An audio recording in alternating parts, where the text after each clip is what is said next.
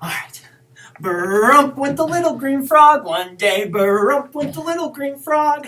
Brump went the little green frog one day, and his eyes went boink, boink, boink. Honk, honk went the big bag truck one day. Curse splat went the little green frog.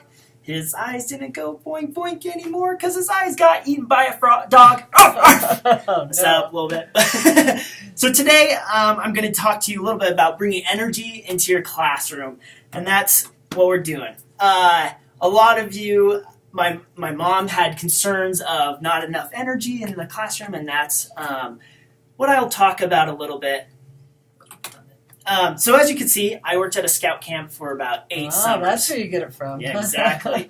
I did it for a long time. Let's turn that a little bit more this way. Okay, now see it. Now we can see it, okay.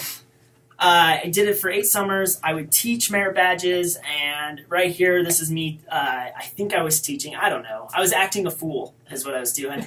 And so I would teach forestry, nature, mammal studies, everything and anything to do with nature. I was in the nature area because I was more exciting than some of the other staff members. So they wouldn't put me in shooting sports because that was already cool. I don't know. I didn't like it, but whatever. So what fruit comes to mind when you think of teachers? What fruit? Yeah, what fruit? Apples. An apple, right? Yeah. So here I have an apple here. Fell down. Oh, thank you. Well, I couldn't come teach teachers without getting an apple. That's right. That's I have an apple here, and the color of an apple is red, right? And to me, that signifies energy. Mm-hmm. It's a very energetic color. We're on fire. Exactly, and that's what we want. Oh, that went too far. So what's in an apple? Fiber, right? Fiber and sugar. Sugar, exactly. So these things, when you bite into it, it's more of a longer lasting energy and not like an energy drink. So it'll last a long time, and that's what we want out of an apple. Okay, and then there's some science gibberish, whatever, we don't care. So there's a lot of energy in an apple. You take a bite, and you'll be good for a long time if you finish the whole apple. So how do we create energy? Right, presentation? Mm-hmm. How? Well, there's a few things, and those things are bringing kind of a few. So laugh at your students' jokes.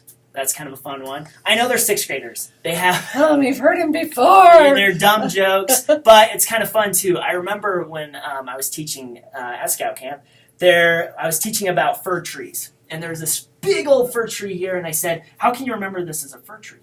They said, I don't know. I guess the leaves or the needles kind of look like a fir. I said, yes, just like your dad's foot, right? Fur like your dad's foot. And they love that. They're about the same age group, right? 12-year-olds. Mm-hmm. You need to perform for them, right? You need to get up in there. You need to show your energy because you're teaching English. There's a reason you're teaching English, right? You are passionate about reading, writing, all these certain elements about it.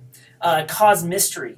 Share your own passions. These things will create energy naturally. So let's talk about sharing passions. I'm a big movie buff. I love movies. I go to way too many movies, probably waste too much time watching movies. So I'm going to share with you a movie clip that I feel is very dear to me. This is one of my favorite movies, Dead Poets Society. And Robin Williams has this natural energy about him. We all know this. You watch any of his movies, Jumanji, Aladdin, you can see it. Aladdin you can't, but you can hear it, and it's great. So we're going to watch this clip real quick. I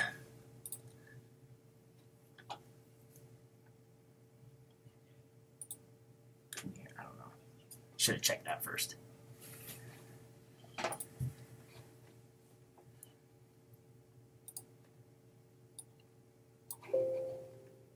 like you to give us a demonstration of a barbaric yawn. Come on, you can't yawn sitting down. Come on, up. I did a yawning stance. A yawn. Oh, not just a yawn. A barbaric yawn. Yawn. Come on, louder. Yawn. Oh, that's a mouse. Come on, louder. Yawn. Oh, we gotta go yell like that. There it is. You see? You're a barbarian and you have your own. Now, you don't get away that easy. Where's the... All right. That's great. So he is showing that energy and building that energy to get that yelp out of out of the student here. And this is causing this great excitement within not only him, I don't know if excitement between him and the student, but with the class for sure. They are laughing, you can hear it. Well, let's continue on and show how much more energy he accelerates. A madman. What kind of madman? Well, think about it. Just answer again. A crazy madman. Oh, you can do better than that. Free up your mind. Use your imagination. Say the first thing that pops into your head, even if it's full of gibberish. The sweaty-tooth madman. Good God, boy. There's a poet in you after all. Yeah, who's right? Again, he's circulating him like a shark to get this information out of him. It's very interesting to see this passion that Robin Williams portrays to the students that he has for poetry. And I'm sure you guys have that same passion towards literature and writing. I'm sure. I can see my mom, she reads every day. She loves it. So what is that right there?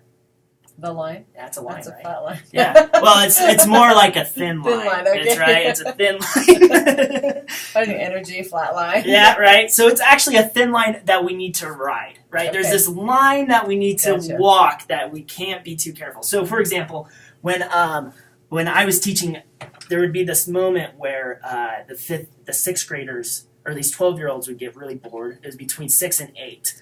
And they would just sit there, and I'm teaching them, and they would just sit there, and they look down at the floor. And I would, continue teaching, but they would not stop looking down and be bored. I'm teaching about mammals. They don't care about that. Their scoutmasters made them go. So I would tell them, okay, let's get up. Come on, let's play a game. So we'd get up, have them play a game. We played this game called Swords. They'd try to hit each other with their fingers. It was a good time. Well, we'd have them sit down, and I tried teaching them again, but they just want to continue playing Swords. There was no way of getting them back. So the thing that I learned is I said, okay, let's do a section. Let's do a section of the merit badge, and then we'll go back and play the game. So there's this reward at the end of the trail that we want to follow. And so when we're teaching them, bringing energy into the classroom, we want to find that line to help them better learn, but also help them stay on track. And that's the thing that keeps us as teachers masterful in teaching.